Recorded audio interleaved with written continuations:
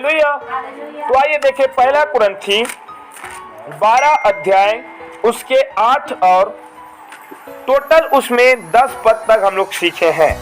तो पहला जो वरदान है वो कौन सा है? बुद्धि का वरदान। हालेलुया। परमेश्वर पहला जो वरदान देता है बुद्धि का वरदान हमें देता है। दूसरा वरदान हमें देता है ज्ञान का वरदान। हालेलुया। तीसरा वरदान हमें देता है विश्वास का वरदान। आमीन। चौथा वरदान चंगाई का वरदान। हालेलुया। पांचवा सामर्थ के काम करने का वरदान। छठवां भविष्यवाणी करने का, आत्माओं का परख का, अन्य भाषाओं का और भाषाओं का अर्थ बताने का वरदान।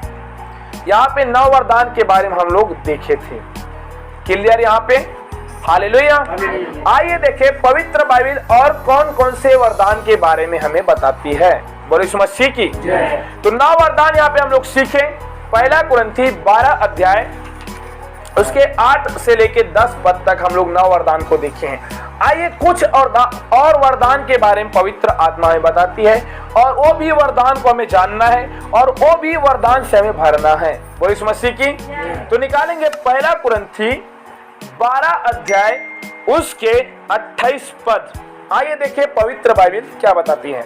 हाँ, पढ़ेंगे। और परमेश्वर ने कलीसिया में अलग अलग व्यक्ति नियुक्त किए हैं, प्रथम प्रेरित, दूसरे भविष्यद्वक्ता, तीसरे शिक्षक, फिर सामर्थ्य के काम करने वाले, फिर चंगा करने वाले और उपकार करने वाले और प्रबंध करने वाले और नाना प्रकार की भाषा बोलने वाले। बस one. Thank you so much. God bless you. प्रभु आशीष दे। अब हम लोग 9 वरदान से आगे में सीखने वाले हैं। 9 वरदान तक सीखे। अब हम लोग आगे वरदान के बारे में और सीखने वाले हैं और ये सब वरदान हमें पवित्र आत्मा देगा मेरे प्रियो। जिस प्रकार हमने यहाँ पे देखा पहला कुरिन्थी 12 अध्याय उसके 11 पद में बाइबल में लिखा है, परंतु ये सब प्रभावशाली कार्य वही एक आत्मा कराता है। कौन सा आत्मा कराता है? बोलो कौन सा आत्मा कराता है? पवित्र आत्मा हमें ये सब वरदान को हमें देता है। और आगे लिखा है, और जिसे जो चाहता है, और जिसे जो चाहता है अर्थात हम और आपके अंदर इच्छा होना चाहिए चाहने की, हमारे अंदर ललक होनी चाहिए पाने की। प्रभु मुझे भी चंगा करने का वरदान दे, प्रभु जी मुझे सामर्थ करने का वरदान दे। ऐसा बोल के हमारे अंदर जब चाहने की इच्छा होगी मेरे प्रियो, तो आपको पवित्र आत्मा चाहने वाले को क्या देता है? बोलो क्या देता है? वरदान देता है। हालेलुया। आपके साथ पवित्र आत्मा है। अब आपको पवित्र आत्मा से मांगना है। तब बाइबल में लिखा है वह बांट देता है। देने का अर्थ होता है हमें भर देगा। बोलो यीशु मसीह की। हालेलुया। आइए देखिए 28 पद।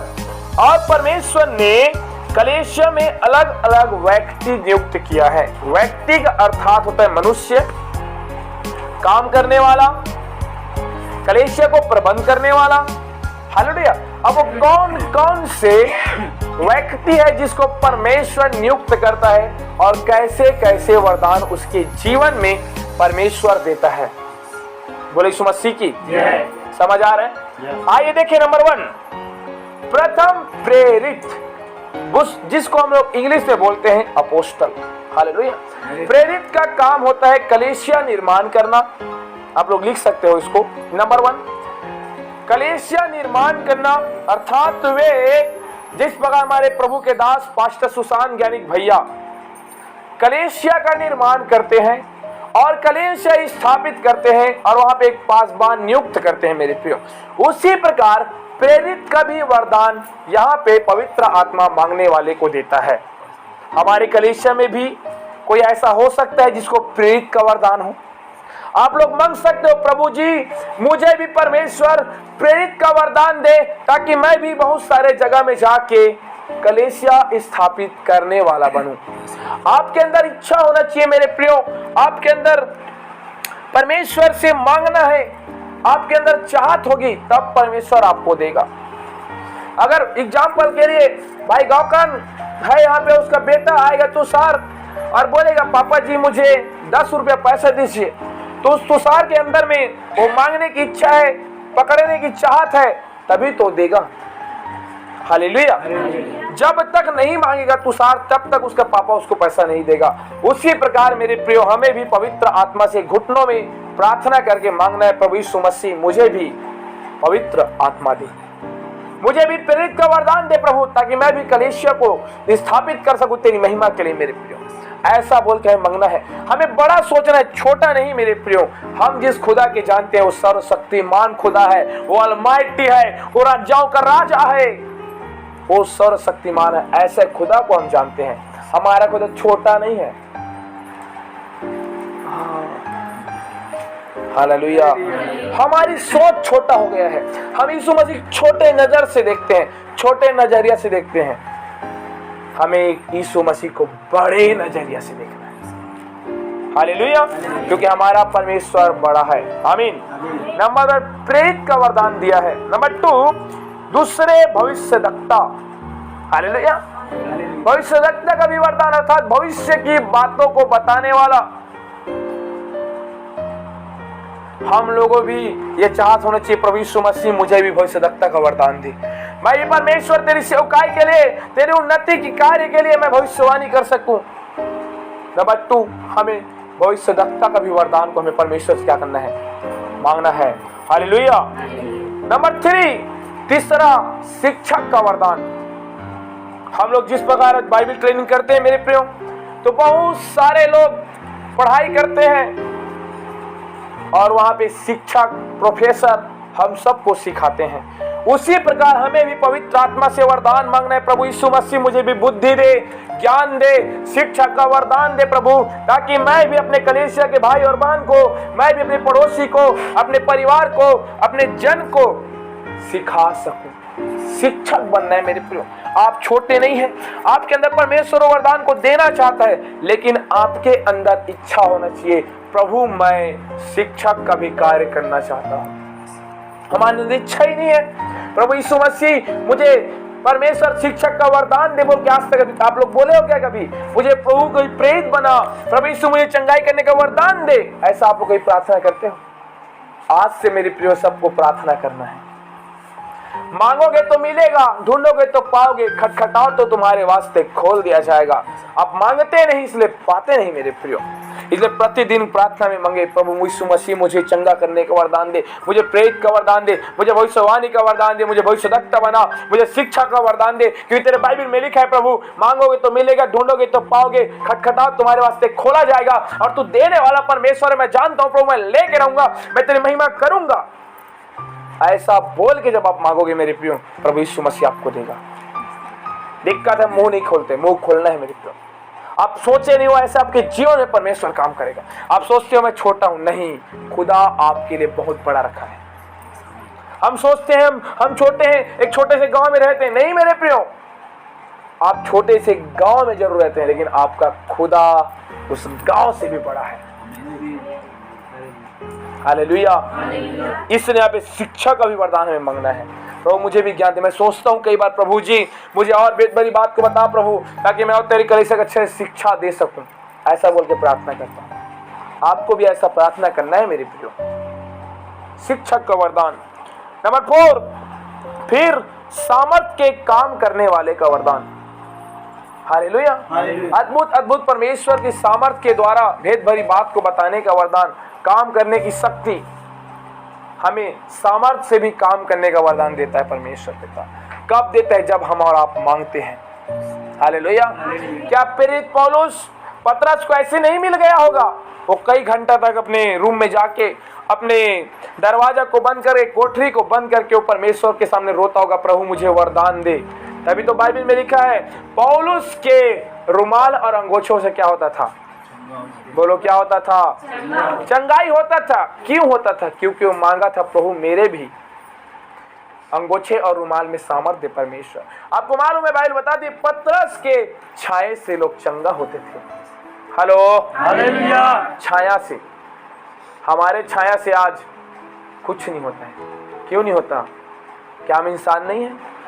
इंसान है, लेकिन जैसे हमें पवित्रता की जिंदगी चलना चाहिए, जैसे हमें परमेश्वर से मांगना चाहिए, वैसा हम लोग नहीं मांग रहे हैं। इसलिए हम आज उस चंगाई और सामर्थ्य को नहीं पा रहे। आज भी हम वहीं पे जगह में हैं, आज भी वहीं पे हैं। आज हमारा लेवल नहीं बढ़ा। अपने लेवल को बढ़ाओ मेरे प्रियो। मसीह जीवन में लेवल को बढ़ाने का जीवन है, घटने का जीवन नहीं है। पुरानी बातें बीत गई, आज से तुम मसीह में बोलो क्या हो, नई सृष्टि हो। हालेलुया। तो परमेश्वर सामर्थ के काम करने का भी वरदान देता है और चंगा करने वाले, नेक्स्ट कितना नंबर, 5 नंबर, चंगा करने वाले का वरदान, अर्थात आपको भी परमेश्वर चंगा करने का वरदान दे सकता है। कब? आपको मांगना है, प्रभु मैं भी किसी की जब प्रार्थना करूं जो बुखार में है, जो दुष्ट आत्मा में है, जो गरीबी में, जो घाव में है, उसकी जब प्रार्थना करूं प्रभु यीशु, तो क्या करना? प्रभु मुझे दे और मेरे जीवन से तेरी महिमा और तेरी सामर्थ्य निकले और वे पेशेंट, वे जो प्रार्थना करवा रहे हैं वे चंगाई को प्राप्त करे। प्रभु मुझे भी चंगा करने का वरदान दे। ऐसा आपको प्रार्थना करना है। मेरे जीवन से जब मैं प्रार्थना करूं प्रभु तो वे चंगाई पाए। हम लोग जाग सीधा कूद देते हो, प्रार्थना करते हैं, कहां से होगा? तैयारी नहीं की हो। बिना तैयारी के मसीह दौड़े हम नहीं दौड़ सकते। घुटना में आओ तब यहां परमेश्वर काम करेगा। पहले तैयारी करो घर में, रूम में बैठ के, मैं आज कौन से काम करूंगा, क्या करूंगा। जिस प्रकार एक बिल्डिंग बनाने वाला जब बिल्डिंग का स्ट्रक्चर जब खड़ा करता है तो क्या ऊपर प्लानिंग नहीं करता? इतना इसमें राड लगेगा, इसमें छड़ लगेगा, इसमें सीमेंट लगेगा, इतना पैसा का व्यवस्था नहीं करता है? करता है मेरी प्रियो। तब वो बिल्डिंग को स्ट्रक्चर देके वो तैयार करता है।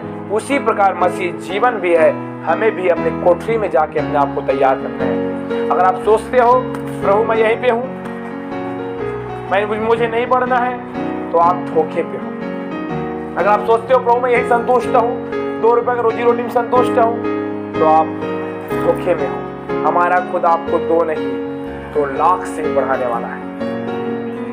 आपको संतुष्टि नहीं होना है। मसीह जीवन में मंगने का जीवन, आगे बढ़ने का जीवन है। हालेलुया। इसलिए हमारा दर्शन क्या होना चाहिए? क्या होना चाहिए जी? बड़ा होना चाहिए। क्या होना चाहिए?